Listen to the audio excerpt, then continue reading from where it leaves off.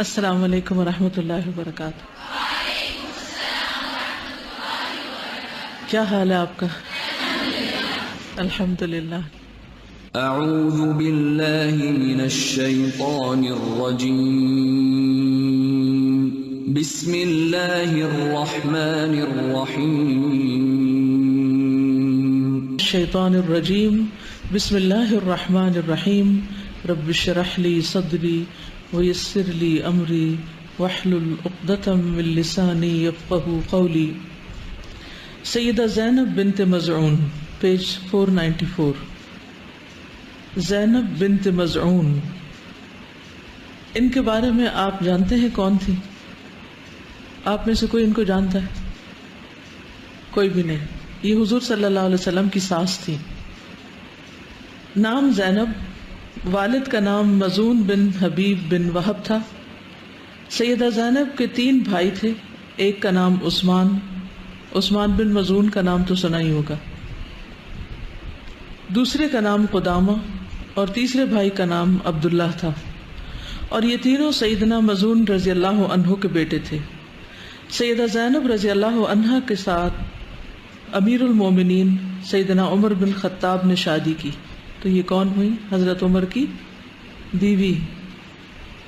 حضرت عمر کو تو ہم خوب جانتے ہیں، لیکن ان کی بیویوں کے نام نہیں معلوم۔ تو یہ ان کی بیوی تھی، جس سے جلیل القدر صحابی عبداللہ بن عمر کا نام پتہ ہے؟ حدیث کورس والوں کو تو خوب پتہ ہوگا۔ عبداللہ بن عمر اور صحابیہ حفصہ نے جنم لیا۔ یہ حضرت حفصہ کی والدہ تھی، جسے ام المومنین ہونے کا شرف حاصل ہوا۔ سیدہ زینب کے ایک اور بیٹے نے جنم لیا جس کا نام عبد الرحمن تھا۔ سیدہ زینب نے اپنی بیٹی سیدہ حفصہ بنت عمر کے ساتھ مدینہ منورہ کی طرف ہجرت کی۔ سیدہ زینب کے تینوں بھائی اپنے بھتیجے سیدنا صائب بن عثمان کے ہمراہ مدینہ منورہ کی طرف ہجرت پر روانہ ہوئے۔ سیدنا صائب کو پہلے حبشہ کی طرف ہجرت کرنے کی سعادت بھی حاصل ہوئی تھی۔ صحابہ نے چپکے سے قریش سے خفیہ ہجرت کا سفر اختیار کیا تاکہ کسی مخبر کو اس منصوبے کا پتہ نہ چلے، لیکن سیدہ زینب کے خاوند سیدنا عمر بن خطاب نے جب ہجرت کا ارادہ کیا تو وہ قریش کی مجلس میں آئے اور انہیں بتایا کہ میں ہجرت کے لیے روانہ ہو رہا ہوں۔ علل اعلان انہوں نے ہجرت کی۔ جس میں جرأت ہے مجھے روکے۔ انہوں نے یہ دھمکی بھی دی کہ یاد رکھنا، جس نے مجھے روکنے کی کوشش کی میں اس کی گردن اڑا دوں گا۔ جو چاہتا ہے کہ اس کے بچے یتیم ہو جائیں اور اس کی بیوی بیوہ ہو جائے وہ میرے سامنے آئے۔ کان کھول کر سن لو، میں مدینہ منورہ جا رہا ہوں۔ یہ تھی حضرت عمر کی شخصیت، کسی سے بھی ڈرتے نہیں تھے۔ ان کے خاندان سے نبی کریم صلی اللہ علیہ وسلم کی محبت۔ سیدنا صائب کا والد اور سیدہ زینب کا بھائی سیدنا عثمان بن مزعون بہت بہادر اور غیرت مند تھے۔ وہ مکہ معظمہ میں صبح و شام آزادانہ آتے جاتے۔ ولید بن مغیرہ اس کا حلیف تھا، اور اس کے رعب اور دبدبے کی وجہ سے کوئی قریشی سیدنا عثمان بن مزعون کو کوئی اذیت نہیں پہنچاتا تھا، جبکہ ان کے ساتھ دیگر مسلمان طرح طرح کے ظلم و ستم کا نشانہ بنے ہوئے تھے۔ وہ صبح و شام، یعنی عثمان بن مزعون جو تھے، وہ صبح و شام امن اور سکون کے ساتھ مکہ معظمہ کے گلی کوچوں میں آزادانہ آتے جاتے۔ انہیں اپنی صورتحال پر کوئی تعجب نہیں تھا۔ وہ کہتے کہ میرا صبح و شام امن اور سکون سے آنا جانا محض اس لیے ہے کہ مجھے ایک مشرک سردار کی ضمانت حاصل ہے، کیونکہ ولید بن مغیرہ جو تھا، خالد بن ولید کا باپ جو تھا، وہ ان کے ضامن تھے کہ کوئی بھی ان کو نقصان نہیں پہنچائے گا۔ اور وہ کہتے کہ میرے ساتھی اللہ کی راہ میں ہولناک آزمائش اور اذیت میں مبتلا ہیں، مجھے اگر کوئی اللہ کی راہ میں تکلیف نہیں پہنچی تو یہ میرا نقص ہے۔ یہ سوچ کر وہ اپنے کفیل ولید کے پاس گئے اور اس سے کہا، اے ابو عبد شمس، آپ نے اپنے عہد سے وفا کی، میں آپ کی ضمانت واپس کرنا چاہتا ہوں۔ ولید نے حیران ہو کر کہا، میرے بھائی کے بیٹے، کیوں، کیا ہوا؟ آپ میری ضمانت واپس نہ کریں ورنہ میری قوم کا کوئی شخص آپ کو اذیت پہنچائے گا۔ یعنی ہوتا یہ تھا کہ قبیلے کا سردار اگر کسی کو امان دے دیتا تو پھر کوئی اور قبیلے کا شخص اس کو نقصان نہیں دیا کرتا تھا، خواہ وہ دشمن ہی کیوں نہ ہو۔ عثمان نے کہا، نہیں، میں آپ کی ضمانت واپس کرنا چاہتا ہوں۔ میں اللہ سبحانہ وتعالیٰ کی پناہ میں آنا پسند کرتا ہوں۔ میں اللہ تعالیٰ کی پناہ کے علاوہ کسی کی پناہ کو پسند نہیں کرتا۔ اللہ کی راہ میں مجھے جو بھی تکلیف آئے میں خندہ پیشانی سے اسے قبول کروں گا۔ ولید نے کہا، تو پھر میرے ساتھ مسجد چلو، وہاں یعنی مسجد الحرام، وہاں سب کے سامنے اعلانیہ طور پر میری ضمانت کو واپس کرنے کا اظہار کر دو، یعنی سب کو پھر پتہ بھی چل جائے کہ تم اب میری کفالت میں نہیں، کیونکہ میں نے آپ کو علانیہ ضمانت دی تھی۔ سیدنا عثمان بن مظعون اس کے ساتھ مسجد گئے۔ وہاں پہنچ کر ولید نے اعلان کیا کہ لوگوں، یہ عثمان آج میری ضمانت واپس کر رہا ہے۔ سیدنا عثمان نے کہا، بالکل سچ ہے، اس نے میرے ساتھ وفاداری اور شرافت کا رویہ اختیار کیا، لیکن میں اللہ کے سوا کسی کی ضمانت لینے کا ارادہ نہیں رکھتا۔ میں آپ سب کے روبرو اس ضمانت کو واپس کرتا ہوں۔ یہ کہہ کر عثمان بن مظعون وہاں سے تشریف لے گئے۔ جب سیدنا عثمان بن مظعون وہاں سے چلے تو مشہور و معروف شاعر لبید بن ربیعہ نے یہ مصرع کہا جس سے سیدنا عثمان نے سنا، الا کل شیء ما خلا اللہ باطل۔ اس کا مطلب ہے کہ سن لو کہ اللہ کے سوا ہر چیز باطل ہے۔ سید عثمان نے کہا، لبید تم سچ کہتے ہو۔ اس نے فوراً دوسرا مصرع کہہ دیا، وَكُلُّ نَعِيمٍ لَا مَحَالَةَ زَائِلُ، اور ہر نعمت لا محالہ زائل ہونے والی ہے، یعنی ختم ہو جائے گی۔ جب سیدنا عثمان نے دوسرا مصرع سنا تو انہوں نے فرمایا، اے لبید جنت کی نعمتیں زائل نہیں ہوں گی۔ کتنے ذہین تھے، اے لبید جنت کی نعمتیں زائل نہیں ہوگی، کیونکہ وہ صرف دنیا کے لیے نہیں جیتے تھے بلکہ آخرت کو ہر دم سامنے رکھتے تھے۔ پھر لبید نے قریش سے مخاطب ہو کر کہا، اے قریشیو، تمہارے ایک مخالف ہم نشین کو کوئی گزن نہیں پہنچے گی۔ قریشیو، مجھے بتاؤ تو صحیح کہ یہ ایسا کیسے ہوا کہ تمہاری مجلس میں تمہارا مخالف امن اور سکون سے بیٹھا ہوا ہے؟ یعنی چونکہ ان کے شعر کو پلٹایا تھا تو جواباً اس نے کیا کیا، لوگوں کو بھڑکایا حضرت عثمان کے خلاف۔ یہ سن کر ایک شخص اٹھا، اس نے سیدنا عثمان بن مظعون کی آنکھ پر زوردار ضرب لگائی جس سے ان کی آنکھ ضائع ہو گئی۔ ولید وہاں بیٹھا ہوا تھا، اس نے افسوس کا اظہار کرتے ہوئے سیدنا عثمان سے کہا، دیکھ لیا میری ضمانت کو مسترد کرنے کا انجام، میری ضمانت میں تم محفوظ تھے، ضمانت مسترد نہ کرتے تو تمہاری آنکھ ضائع نہ ہوتی۔ سیدنا عثمان نے فرمایا، میری جو آنکھ درست ہے وہ بھی اگر اللہ کی راہ میں ضائع ہو جائے تو مجھے کوئی صدمہ نہیں ہوگا۔ یعنی اللہ کے راستے میں قربانی کرتے ہوئے انہیں کوئی تکلیف نہیں تھی یا کوئی شکوہ نہیں تھا یا کوئی ریگریٹس نہیں تھے۔ اے ابو عبد شمس، میں اللہ کی ضمانت کو زیادہ پسند کرتا ہوں، اس کے لیے میری جان بھی حاضر ہے۔ جب سیدنا عثمان بن مظعون فوت ہوئے تو رسول اللہ صلی اللہ علیہ وسلم تشریف لائے، ان کے چہرے پر بوسہ دیا، آپ کی آنکھوں سے آنسو جاری ہو گئے۔ رسول اللہ صلی اللہ علیہ وسلم کو ان سے بہت پیار تھا، آپ ان کی جدائی پر غمگین تھے۔ سیدہ زینب نے ایک معزز گھرانے میں زندگی بسر کی، وہ خود بھی بڑی خوددار تھیں اور ہر دل عزیز وفادار گھرانے کی چشم و چراغ تھیں۔ اس گھرانے کے نگران امام عدل اور انصاف سیدنا عمر بن خطاب تھے، جن کے ذریعے سے اللہ تعالیٰ نے اسلام کو غلبہ عطا کیا۔ اللہ تعالیٰ سیدہ زینب پر اپنی رحمت کا سایہ دراز کرے۔ یہ تھا ان کا خاندان، چند باتیں ان کے خاندان سے متعلق مزید بھی آپ کے گوش گزار کروں گی۔ حضرت عثمان بن مظعون جو حضرت زینب کے بھائی تھے وہ بہت عبادت گزار تھے، اور جب وہ فوت ہوئے تھے تو نبی صلی اللہ علیہ وسلم نے ان کے چہرے پر بوسہ دیا تھا۔ ان کے بارے میں ان کی جو اہلیہ تھی ایک دفعہ آئی تو یعنی پراگندہ حال تھی، کوئی اچھے کپڑے بھی نہیں پہنے ہوئے تھے، حالت بھی درست نہیں تھی، تو انہوں نے پوچھا کہ تمہارا حال یہ کیوں ہے؟ تو انہوں نے کہا کہ میرے شوہر راتوں کو قیام کرتے ہیں اور دن کو روزہ رکھنے والے ہیں، یعنی ہماری طرف کوئی توجہ نہیں کرتے۔ پھر نبی صلی اللہ علیہ وسلم تشریف لائے تو حضرت عائشہ نے ان سے یہ بات کہی۔ رسول اللہ صلی اللہ علیہ وسلم حضرت عثمان سے ملے اور ان سے کہا کہ عثمان، ہم پر رہبانیت فرض نہیں کی گئی، یعنی ہمیں بیلنس قائم کرنا ہے، پورا دنیا کی طرف بھی نہیں پلٹنا اور دین کی طرف اس طرح نہیں جانا کہ دنیا بالکل فراموش ہو جائے۔ دنیا سے اس کا حصہ لینا ہے جائز اور اعتدال کی حد میں۔ کیا میری ذات میں تمہارے لیے نمونہ نہیں؟ اللہ کی قسم میں تم سب سے زیادہ اللہ سے ڈرنے والا اور اس کی حدود کی حفاظت کرنے والا ہوں۔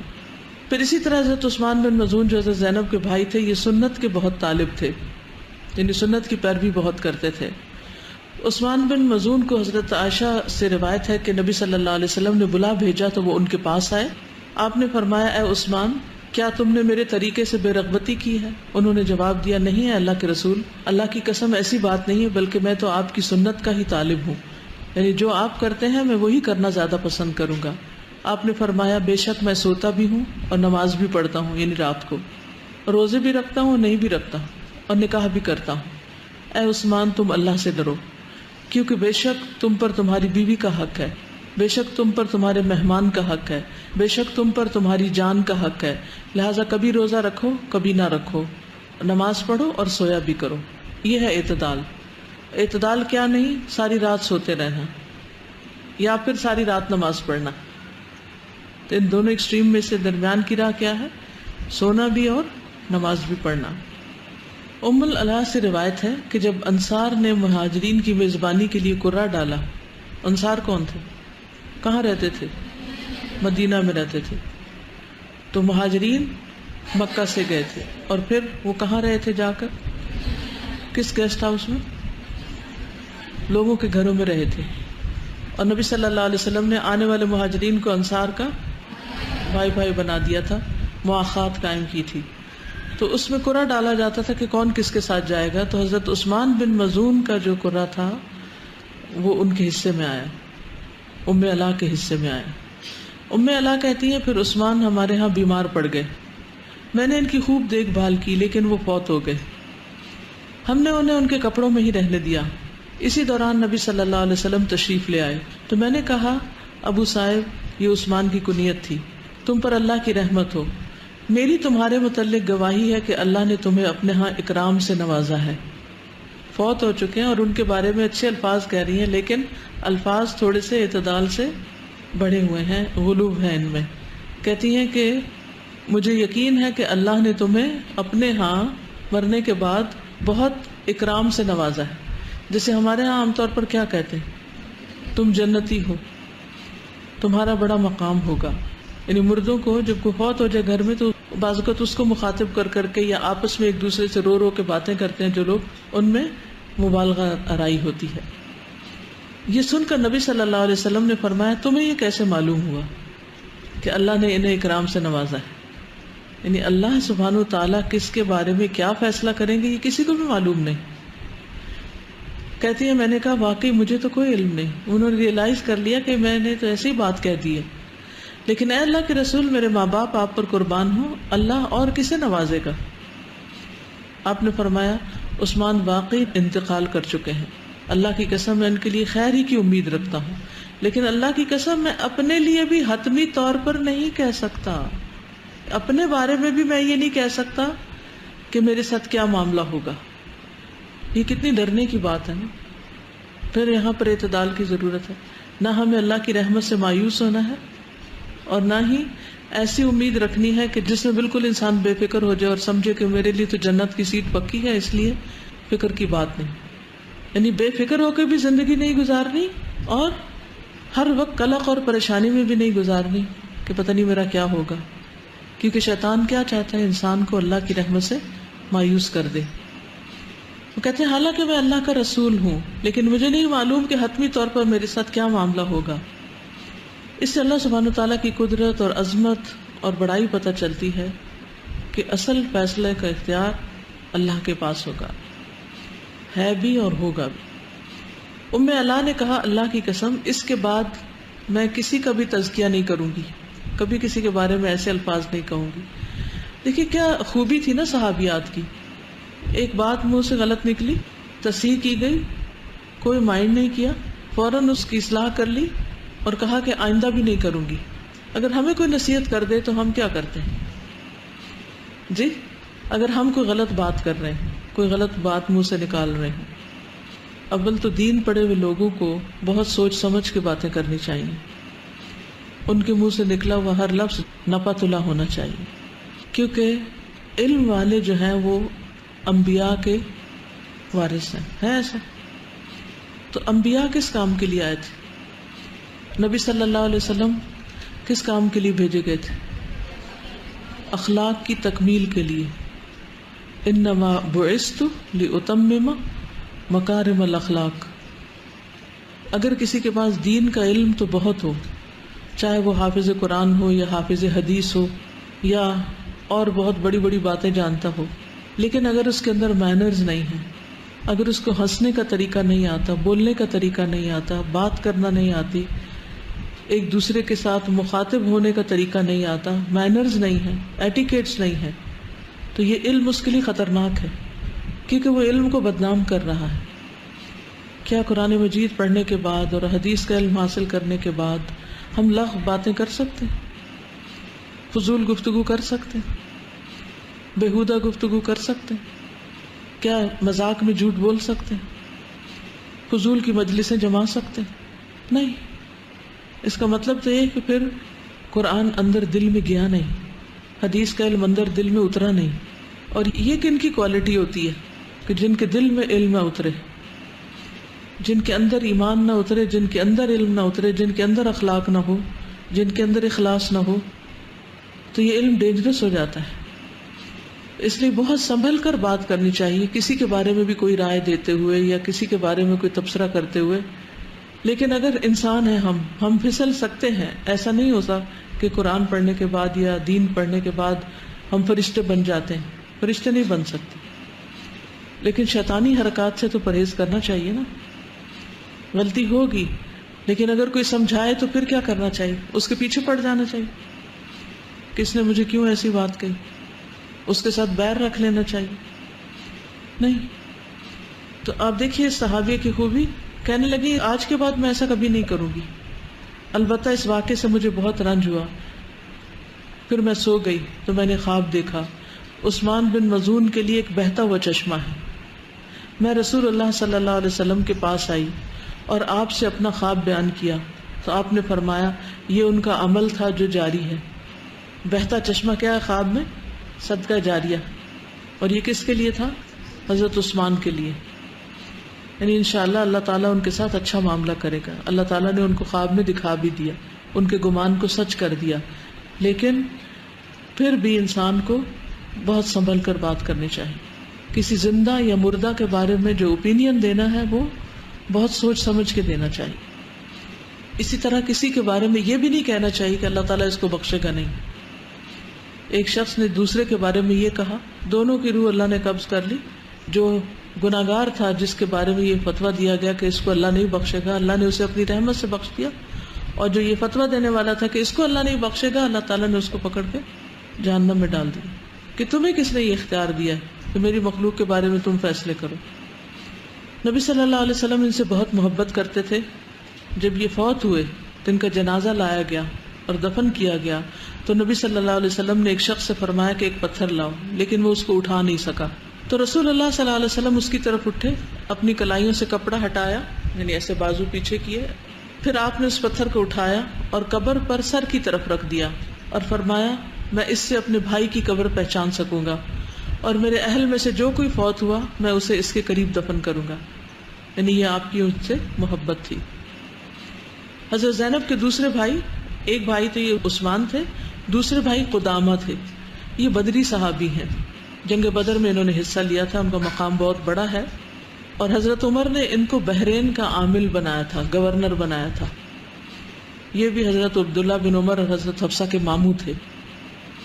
ان کا بیٹا عبداللہ بن عمر میں چھوٹے تھے. سب سے پہلا غزوہ جس میں انہوں نے شرکت کی وہ یوم خندق ہے. نبی صلی اللہ علیہ وسلم نے ان کی تعریف کی ہے. عبداللہ بن عمر کہتے ہیں کہ میں نے خواب میں دیکھا کہ گویا میرے ہاتھ میں ریشم کا ایک ٹکڑا ہے اور میں جنت میں جس جگہ جانا چاہتا ہوں وہ مجھے اڑا کر وہاں پہنچا دیتا ہے. یعنی یہ کپڑا ہے وہ اڑتا ہے اور اس کے ساتھ ساتھ میں بھی اڑ رہا ہوں. میں نے اس کا ذکر حضرت حفصہ سے کیا. حفصہ نے نبی صلی اللہ علیہ وسلم سے ذکر کیا.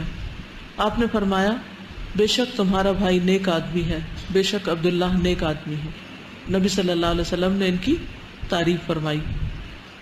انہوں نے خواب میں فرشتوں کو بھی دیکھا تھا.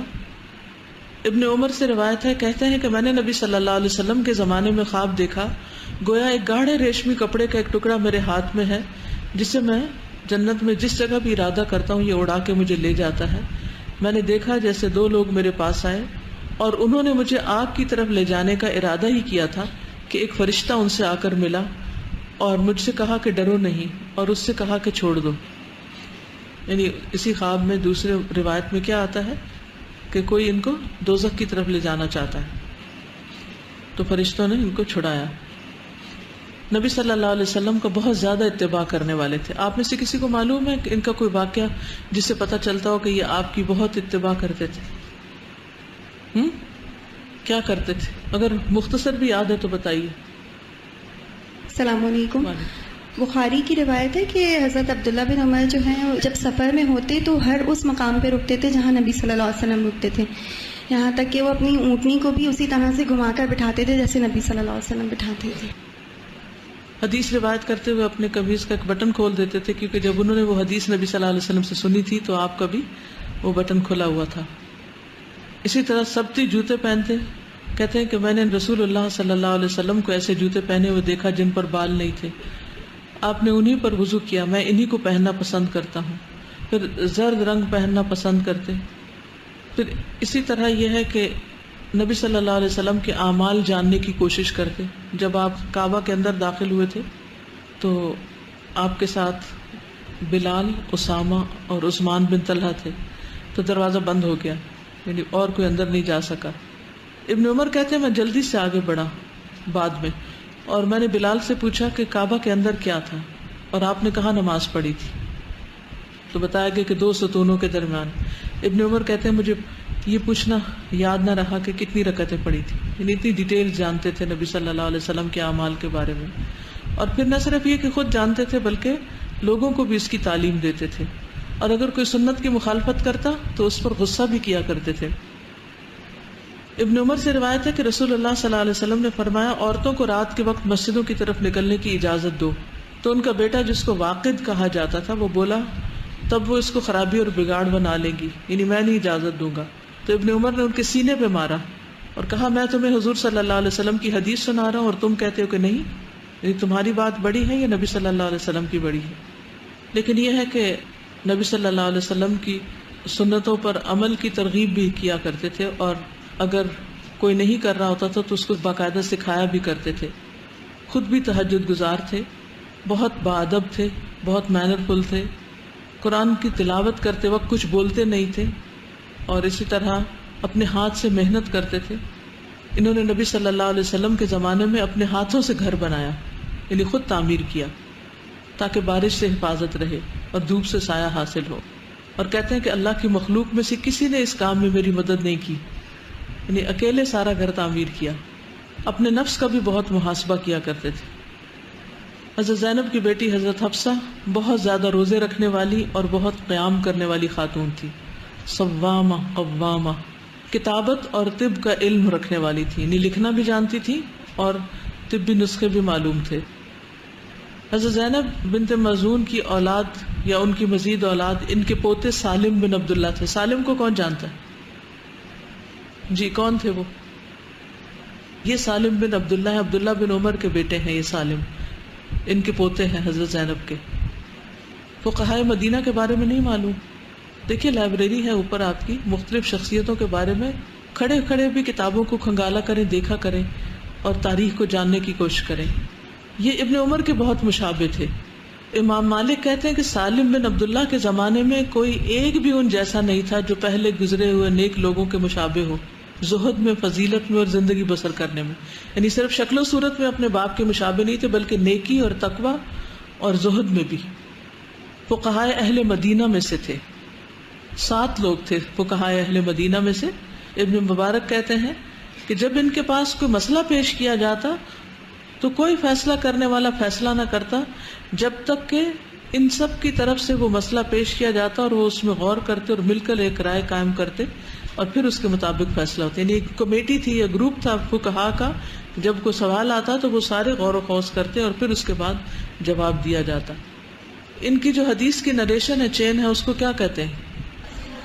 سلسلۃ الذھب، شکریہ پتہ ہے، اور صحیح ترین سند ہے زہری عن سالم عن ابیہ۔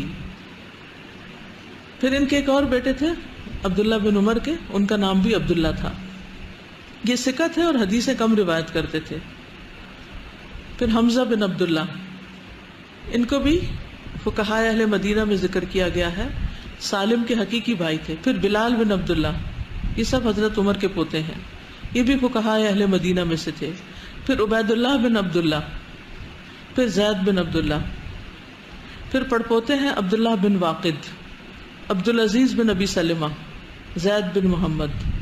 تو یہ ہے حضرت زینب کا خاندان۔ اب آپ میں سے کوئی کچھ کہنا چاہے، نہیں تو میں اگلی صحابیہ پڑھا دیتی ہوں۔ کوئی بات جو سیکھی ہو یا کچھ ایڈ کرنا چاہے؟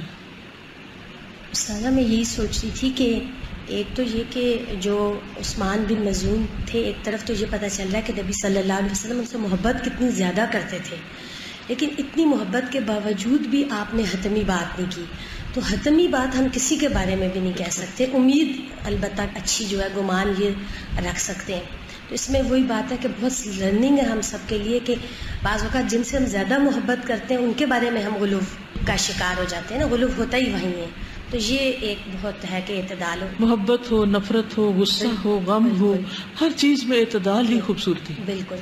اور دوسرا یہ جو ابھی عبداللہ ابن عمر والی بات تھی کہ سنتوں پہ عمل والی، تو مجھے بھی وہ والی بات یاد آ رہی تھی کہ ایک موقع پر آپ نے اپنے کان میں بانسری کی آواز آئی تو انگلیاں ڈال لی تھیں عبداللہ ابن عمر نے، اور ساتھ نافع تھے شاید ان کے. تو انہیں بھی یہی کہا کہ ایک دفعہ میں رسول اللہ صلی اللہ علیہ وسلم کے ساتھ ایک جگہ سے گزرا تھا تو نبی صلی اللہ علیہ وسلم نے اسی طرح انگلیاں ڈال لی تھیں اور دور نکل گئے تھے. تو اسی کو فالو اس موقع پر انہوں نے کیا تھا. جزاک اللہ خیر.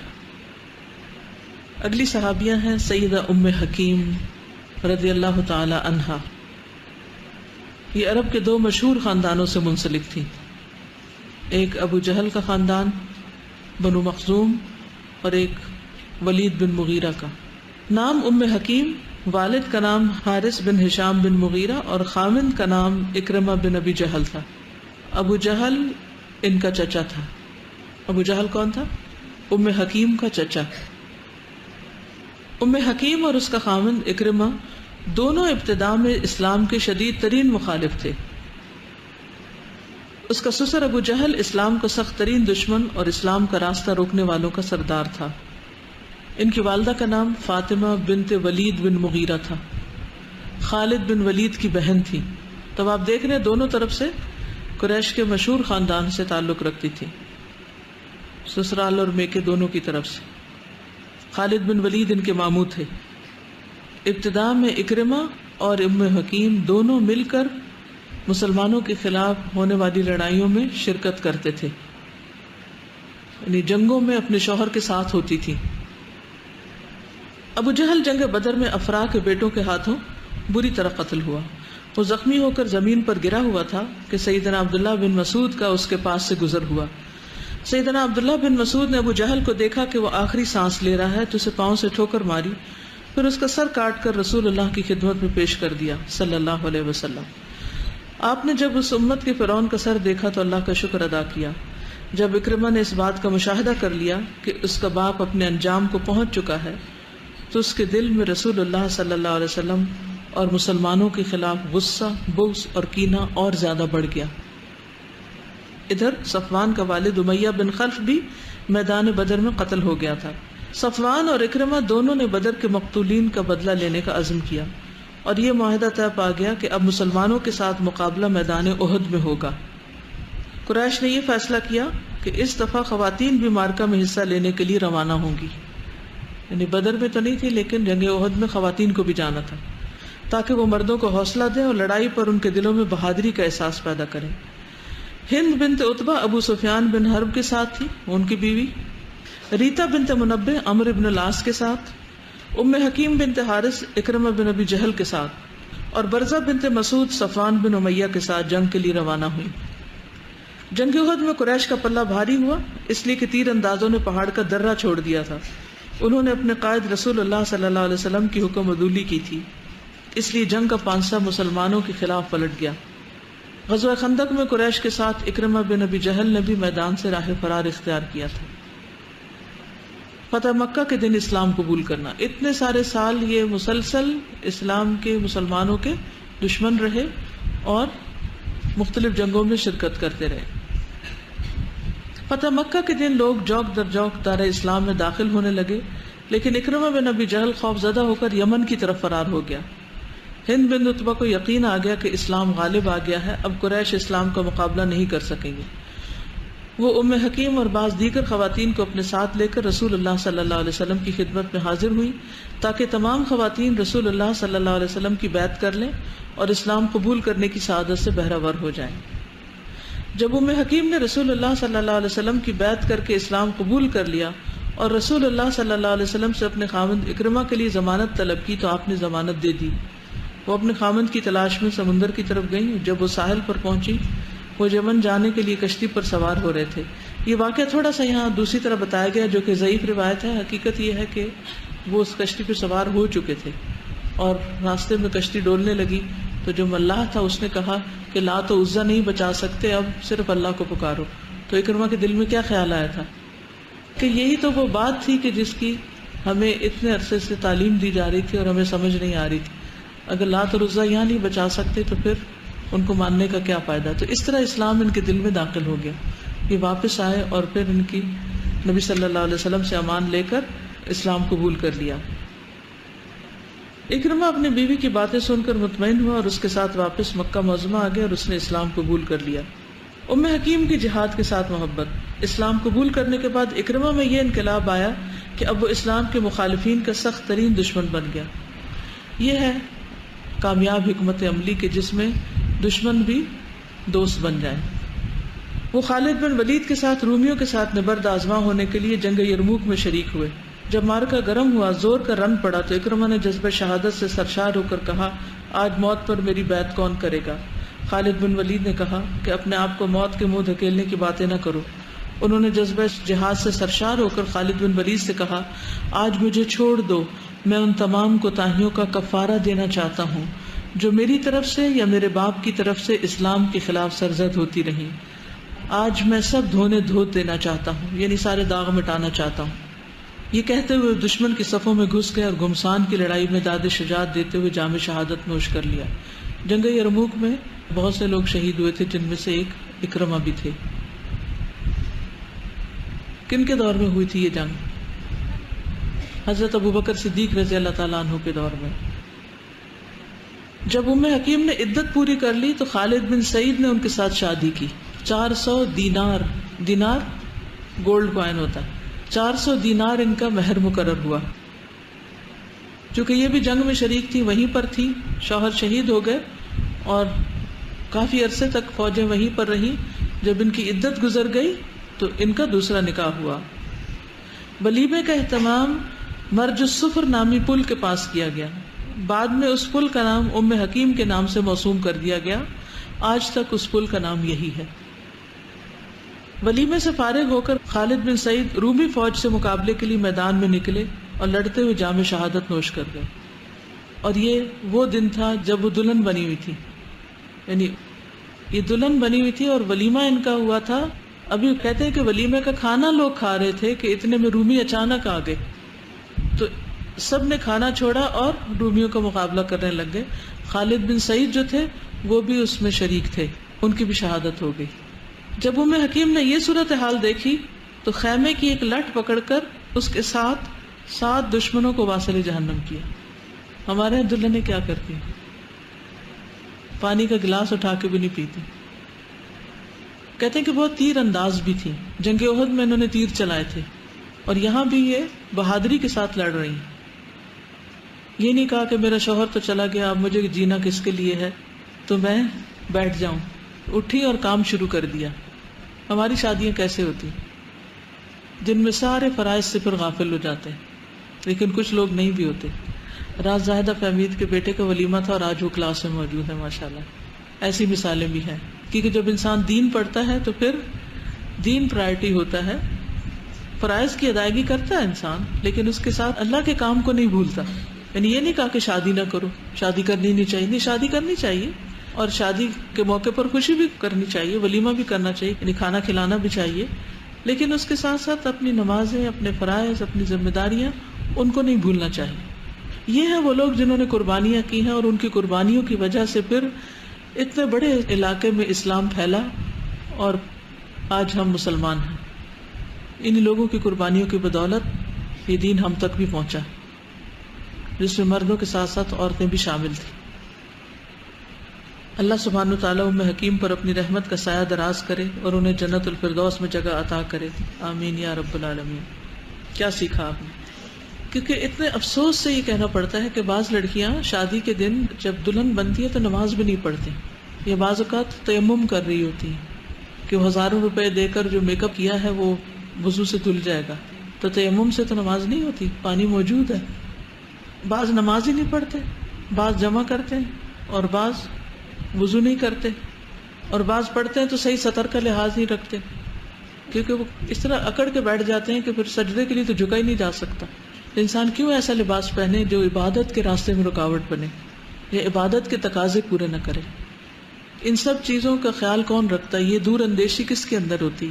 وہی جو ہر قیمت پر اپنے رب کو راضی کرنا چاہتا ہے. جو کچھ ہم پڑھ رہے ہیں یہ کوئی عالم کہلانے کے لیے نہیں پڑھ رہے، یہ ہم عمل کے لیے پڑھ رہے ہیں کہ جو کچھ جانتے جائیں وہ کرتے بھی جائیں، اور عملی تبلیغ کریں، پھر عمل سے لوگوں کو دعوت دیں. جی اس سے پہلے کہ میں آگے ان کے کچھ حالات مزید بتاؤں، آپ میں سے کوئی کچھ کہنا چاہے گا؟ کیا سیکھا آپ نے؟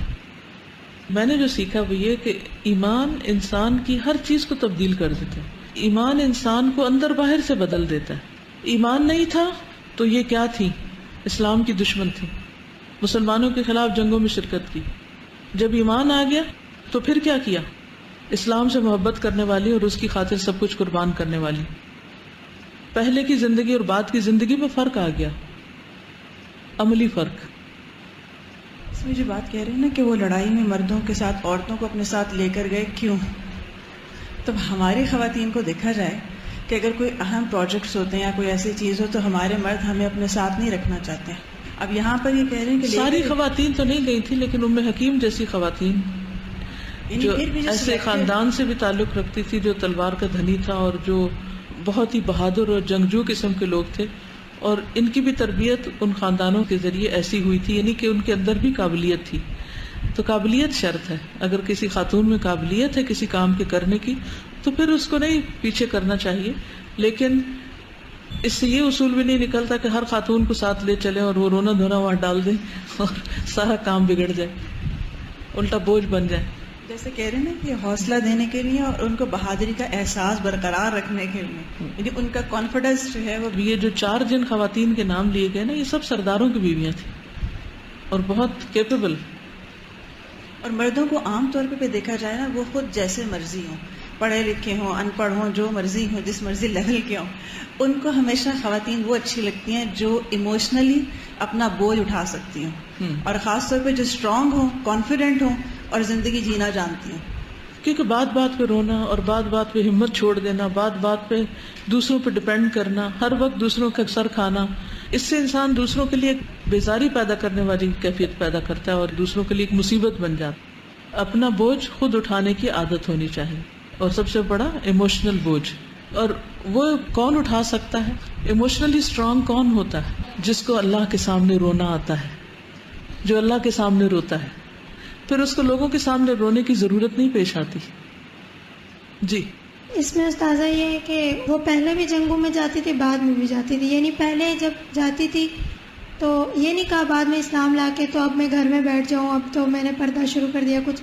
وہ اپنی صلاحیت کو پازیٹیولی یوز کر رہی ہے. اور دوسرا یہ ہم دیکھ رہے ہیں کہ جنگ کے دوران ہی، مطلب ابھی جنگ ختم تو نہیں ہوئی، وہ واپس تو نہیں آئے، ادھر ان کی پوری ہوئی عدت، ادھر ہی نکاح ہو گیا. تو ہم لوگوں نے شادی کو اتنا ہوا بنا دیا ہے، پوری زندگی ہماری گزر گئی. بالکل. بعض اوقات صرف شادی اس لیے نہیں ہوتی کہ فلاں امریکہ سے نہیں آیا، فلاں آسٹریلیا سے نہیں آیا، فلاں بھی آ جائے، فلاں بھی آ جائے، اور لڑکی لڑکے کو بٹھائے رکھتے ہیں اور بلا وجہ شادیوں میں تاخیر کرتے رہتے ہیں. گویا شادی خاندان کی ہے، لڑکی لڑکے کی نہیں، کیونکہ ان کی پارٹیسپیشن زیادہ امپورٹنٹ ہے بنسبت ان کے مسائل کے. استاذہ یہ صرف شادی والے دن کی بات نہیں ہے کہ لڑکی نماز نہیں پڑھتی ہے، اکثر باقی ایسی ہیں، میں نے دیکھی بھی ہیں، اچھی بھلی ہوتی ہیں، نماز بھی پڑھتی ہیں شادی سے پہلے، بٹ شادی کے بعد نماز بھی پڑھنا چھوڑ دیتی ہیں. اور میں نے ان چھٹیوں میں ایک ایسی لڑکی سے ملاقات کی، وہ کہتی تھی میں نے شادی سے پہلے کوئی مووی نہیں دیکھی تھی، اب میں اپنے ہسبینڈ کو دیکھتی ہوں، وہ دیکھتا ہے تو اس کی وجہ سے مجھے عادت پڑی ہے اور اب میں بہت موویز دیکھتی ہوں. ماحول کا اثر ہو گیا نا. السلام علیکم استاد. ابھی چونکہ ایک بات چل رہی تھی تو اسی سے ریلیٹڈ چونکہ میرا ایکسپیرینس بھی ہے تو میں نے سوچا کہ میں شیئر کروں کہ جیسے ایک بچی ہے جس نے اپنے ہسبینڈ کو دیکھ کے تو اس کا اثر قبول کر لیا. تو ہم اثر اس وقت قبول کر لیتے ہیں جب ہم خود تھوڑے ویک ہوتے ہیں، ہم اتنے اسٹرانگ نہیں ہوتے اپنے بلیوز میں، اپنے کردار میں، اپنی جو لرننگ ہوتی ہے اس میں.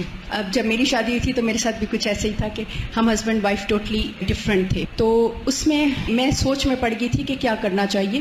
بعض اوقات ہم فوراً ایک جو انوائرمنٹ بنا ہوتا ہے یا ایک ہیبٹ بنی ہوتی ہے وہ بہت جلدی چینج نہیں ہوتی، اس کے لیے بہت ٹائم چاہیے ہوتا ہے. تو میں نے فوراً سے تو کوئی ریئیکشن نہیں شو کیا، بلکہ بعض اوقات تو میں صرف ٹیلی ویژن کے ارد گرد دیکھ رہی ہوتی تھی کہ میری نظر غیر محرم پہ نہ پڑے، اور میں اس انوائرمنٹ میں بیٹھی ہوتی تھی اور میرا دل رو رہا ہوتا تھا اور میں دعائیں کر رہی ہوتی تھی.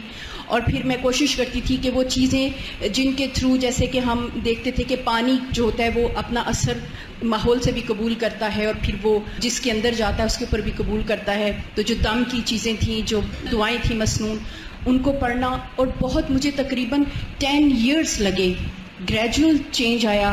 مگر اب میں یہ فیل کرتی ہوں کہ الحمدللہ میرے ہسبینڈ، میں جہاں پہ میں نے اینڈ کیا تھا وہاں سے مجھے ایسے لگتا ہے انہوں نے سٹارٹ لیا ہے، اور وہ کہیں آگے فیل ہوتے ہیں. اب وہ تسبیح کرتے ہیں تو مجھے بتاتے ہیں کہ میں جب سبحان اللہ پڑھتا ہوں تو میرے ذہن میں وہ چیزیں جو اللہ سبحانہ تعالیٰ کی تسبیح کو شو کرتی ہیں، میں وہ ذہن میں لاتا ہوں کہ یہ آسمان میرے سامنے ہے تو میں اس کے اوپر سبحان اللہ کہہ رہا ہوں. اور جب الحمدللہ کہتا ہوں تو جو مجھے میرے اللہ نے نعمتیں دی ہوتی ہیں، میں ہر الحمدللہ کے اوپر وہ نعمت یاد کر رہا ہوتا ہوں. تو میں حیران ہوتی ہوں کہ اللہ سبحانہ تعالیٰ نے کس طرح وہ ساری دعائیں قبول کی. تو ہمیں مایوس بھی نہیں ہونا چاہیے، ہر ایک کے اندر خیر ضرور ہوتی ہے. آپ کے اندر اگر خیر ہے تو وہ ضرور اثر لے کے آئے گی انشاءاللہ. ام حکیم کے چند رشتہ داروں کا تذکرہ اور کچھ باتیں مزید. ان کے باپ حارث بن ہشام جو تھے وہ مسلمان ہو گئے تھے، صحابی تھے، ابو جہل کے بھائی تھے. دادا ہشام بن مغیرہ یہ کافر تھے، کفر کی حالت میں فوت ہوئے. دادی اسماء یہ صحابیہ تھیں، یہ مسلمان ہو گئے. اب آپ دیکھیں کہ گھر گھر میں شوہر مسلمان ہے تو بیوی نہیں ہے، بیوی مسلمان ہے تو شوہر نہیں ہے، لیکن کس طرح انہوں نے پھر رشتے بھی نبھائے ساتھ. چچا اور سسر جو تھا ابو جہل بن ہشام یہ کافر تھا، شوہر اکرمہ جو تھے مسلمان ہوئے، صحابی بنے. تو ان کے والد جو تھے یہ فتح مکہ کے موقع پر مسلمان ہوئے، جہاد کے لیے شام کی طرف نکلے اور جنگ یرموک میں شہید ہوئے. انہوں نے نبی صلی اللہ علیہ وسلم سے پوچھا تھا کہ آپ پر وحی کیسے آتی. وہ صحیح بخاری کی حدیث ہے نا، کیف یأتیک الوحی، وہ جو باب ہے کہ آپ پر وحی کیسے آتی. حارث بن ہشام رضی اللہ عنہ نے رسول اللہ صلی اللہ علیہ وسلم سے پوچھا، اے اللہ کے رسول صلی اللہ علیہ وسلم آپ پر وحی کیسے آتی. تو رسول اللہ صلی اللہ علیہ وسلم نے فرمایا، کبھی تو مجھ پر وحی آنے کی کیفیت گھنٹی کی ٹن ٹن کی طرح ہوتی ہے اور یہ کیفیت مجھ پر بہت گراں گزرتی. پھر جب فرشتے کا پیغام مجھے یاد ہو جاتا ہے تو یہ موقوف ہو جاتی، یعنی ختم ہو جاتی. کبھی فرشتہ انسانی شکل میں میرے پاس آ کر مجھ سے ہم کلام ہوتا ہے اور جو کچھ وہ کہتا ہے میں اسے محفوظ کر لیتا ہوں. دادا جو ہشام بن مغیرہ تھا بہت نیکیاں کرنے والا تھا لیکن کفر کی حالت میں فوت ہوا. ام سلمہ کہتی ہیں، میں نے کہا اے اللہ کے رسول صلی اللہ علیہ وسلم، ہشام بن مغیرہ صلہ رحمی کرتا تھا، مہمانوں کی میزبانی کرتا تھا، غلاموں کو آزاد کرتا، کھانا کھلاتا، اگر وہ اسلام کا دور پاتا تو مسلمان بھی ہو جاتا. کیا یہ اعمال اس کے لیے فائدہ مند ہوں گے؟ آپ نے فرمایا نہیں، وہ تو دنیا کے لیے دیتا تھا کہ دنیا میں اس کا چرچا اور اس کی تعریف ہو. اس نے ایک دن بھی نہیں کہا رب اغفر لی خطیئتی یوم الدین، اے میرے رب بدلے کے دن میری خطاؤں کو معاف کر دینا. تو آج بھی بہت سے لوگ ایسے سوال کرتے ہیں کہ فلاں جو کافر ہے یا نان مسلم جو ہے وہ بہت چیریٹی کے کام کرتا ہے اور بہت اچھے اچھے کام کرتا ہے، تو کیا وہ جنت میں جائے گا؟ پہلی بات تو یہ کہ جنت اور جہنم کا فیصلہ ٹوٹلی اللہ کے ہاتھ میں ہے، لیکن کفر کی حالت میں فوت ہونے سے کیا ہے، انسان کے لیے جنت حرام ہو جاتی.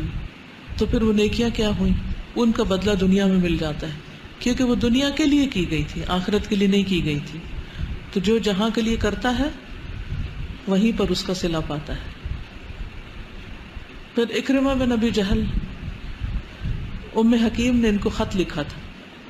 جب فتح مکہ کے دن بھاگ گئے تو ان کی بیوی نے انہیں خط لکھا اور انہیں واپس بلا لیا. انہوں نے اسلام قبول کر لیا جبکہ ان کی بیوی نے ان سے پہلے اسلام قبول کیا. نبی صلی اللہ علیہ وسلم نے ان دونوں کو ان کے پہلے نکاح پہ باقی رکھا، یعنی دوبارہ نہیں نکاح کیا. فرق آیا تھا نا، پہلے بیوی نے اسلام قبول کیا تو کیا ہوا، ایک طرح سے نکاح نہیں رہا، اور پھر میاں نے قبول کیا تو دوبارہ نکاح کرنے کی ضرورت نہیں تھی، پچھلے نکاح پر ہی کام چل گیا. خالد بن سعید کے بعد انہوں نے حضرت عمر بن خطاب سے شادی کی تھی. ام حکیم اکرمہ بن ابی جہل کی بیوی تھی، انہیں جنگ یرموک میں شہید کر دیا گیا. خالد بن سعید بن عاص نے ان سے شادی کی، پھر اس کے بعد وہ شہید کر دیے گئے. اس کے بعد عمر بن خطاب نے ان سے شادی کی اور ان سے ان کی بیٹی فاطمہ بنت عمر پیدا ہوئی. اس کے علاوہ ان کی کسی اولاد کا ذکر نہیں ملتا. تو یہ تھی ام حکیم رضی اللہ تعالی عنہا. ٹھیک ہے، سبحانک اللہم و بحمدک اشہد ان لا الہ الا انت استغفرک و اتوب الیک. السلام علیکم و رحمۃ اللہ وبرکاتہ.